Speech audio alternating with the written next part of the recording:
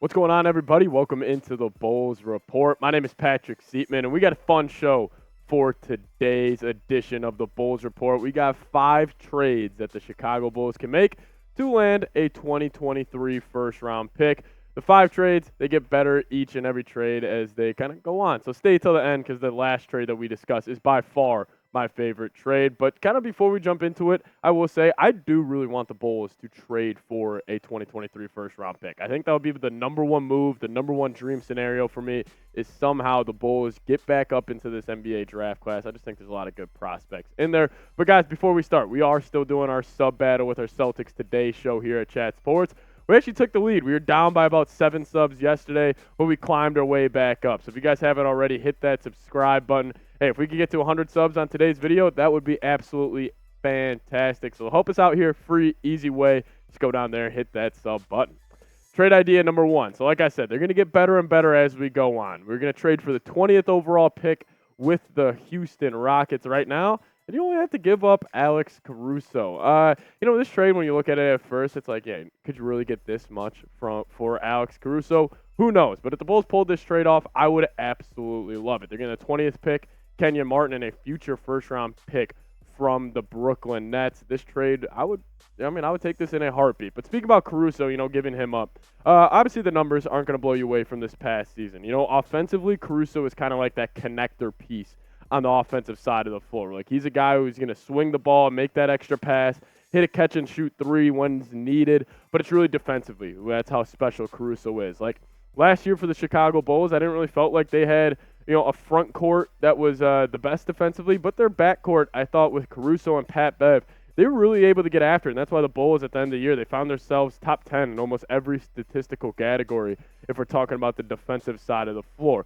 But in this trade, the Bulls did trade up to number 20, and here are 5 guys that I think the Bulls could consider taking. The first guy, Colby Jones, out of my alma mater, Xavier University, very gritty guy. He's probably one of the more pro-ready guards in this year's draft, especially in the later half of the year. Not the most naturally skilled player in there, but he's a hard worker, and he's a hell of a defender as well. Jalen Hood-Schifino from Indiana.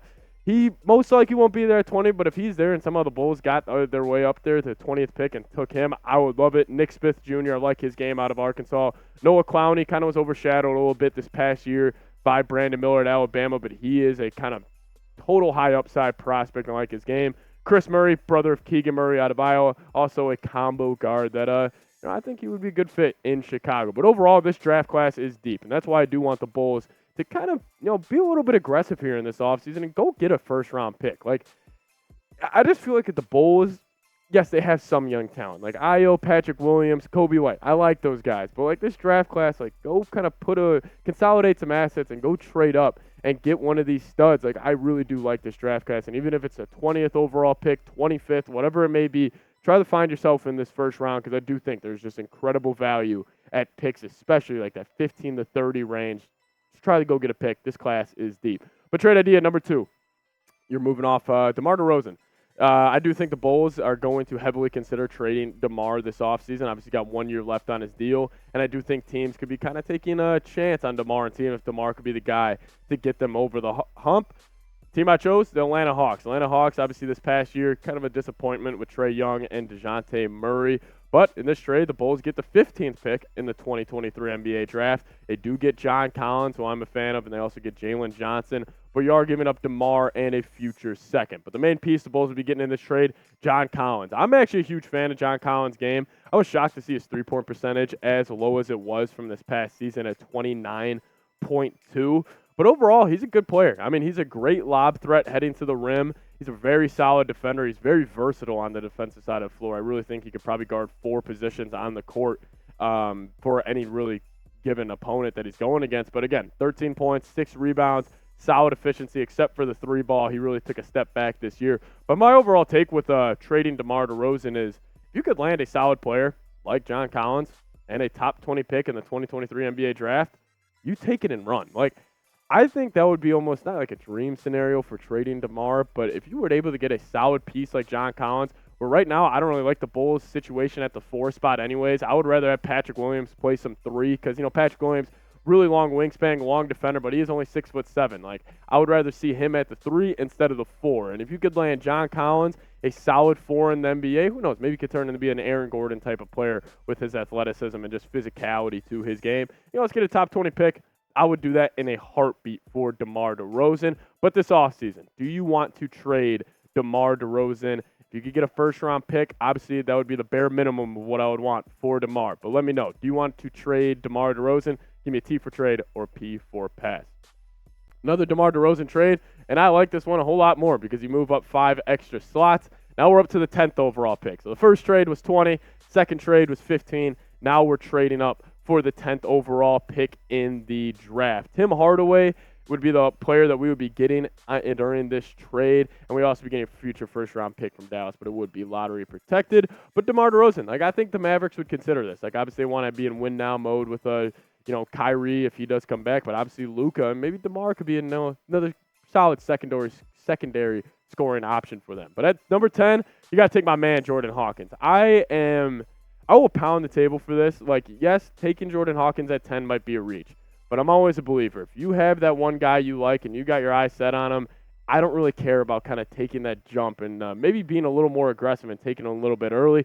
I'm a fan of Hawkins. I think his game's going to work out in the NBA, and it's mainly because of that 3 ball. Obviously, modern-day NBA, ability to shoot the 3 helps everybody else on the floor. It spreads the floor. Defenses can't pack the lane like they can if you don't have shooting. And Jordan Hawkins this past year, he was a flamethrower at UConn, 38.8%, and he's the definition of a guy where it's if he sees the first 2 shots go in, good luck for the rest of the game because he'll black out, he'll stay locked in, and he'll just come off every screen, every pin down, no matter what it is, looking for his shot.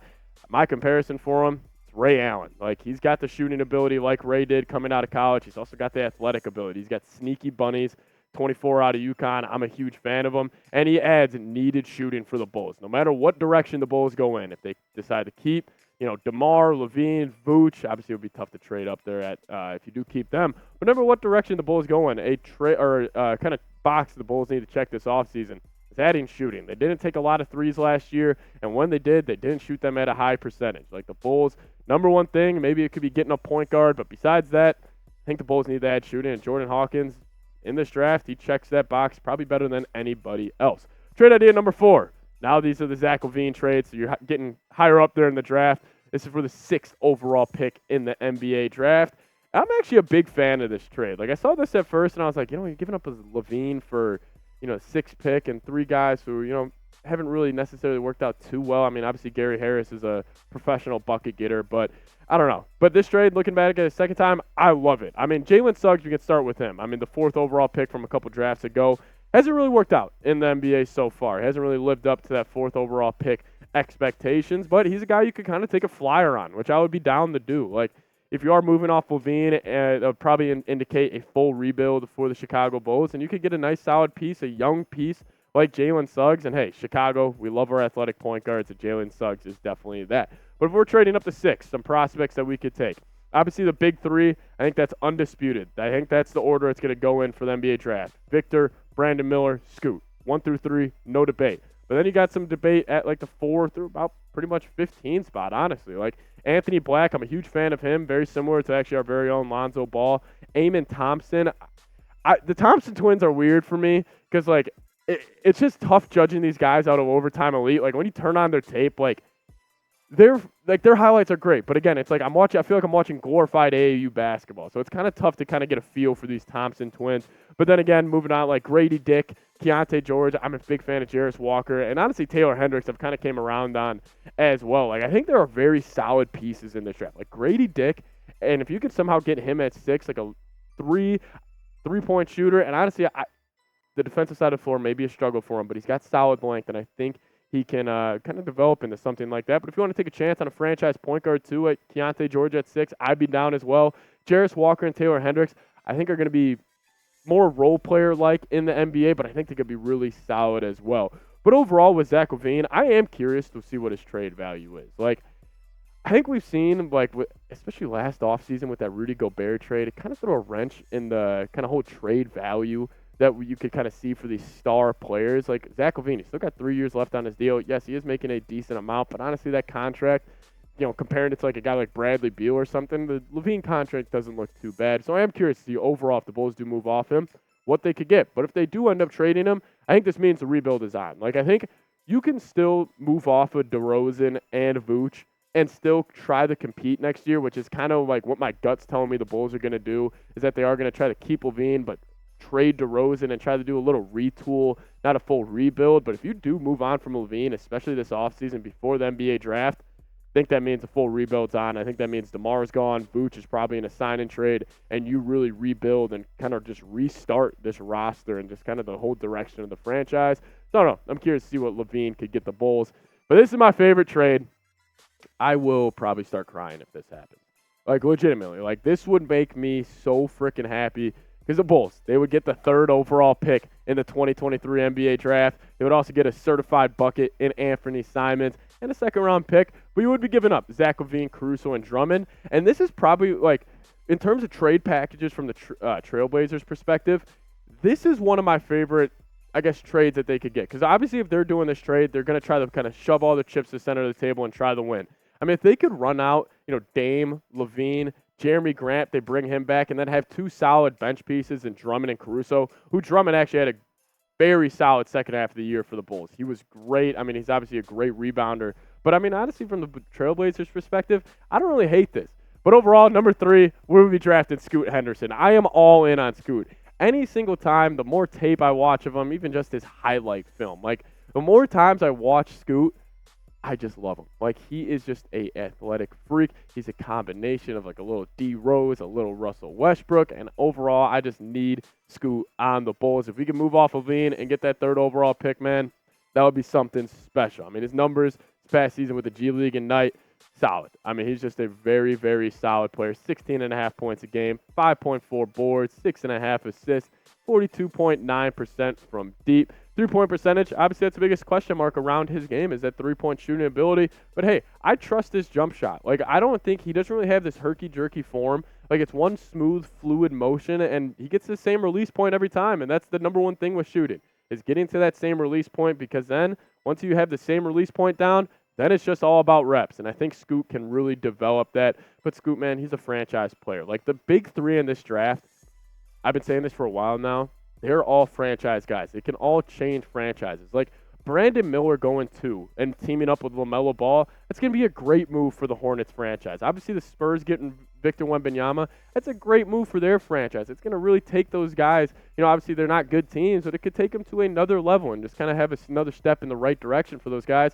But then Scoot at 3, like, if the Bulls could ever pull this off, we would have a guy we could build around. Like, pairing him up with Patrick Williams and, Colby White, and this really getting invested in this rebuild and building around these guys, I would be absolutely all in. I think Scoot is a franchise player. Let's bring Scoot to Chicago. Another athletic point guard in the rack would be absolutely awesome. But that's one move I want to make, would be trading up for 3. Let me know. What is one move you want the Bulls to make during this offseason? That would be my move, trading up to number 3, dream scenario for me. But, guys, make sure you guys are subscribed to the channel. And as always, thank you guys so much for watching. See you guys next time. As always, go Bulls.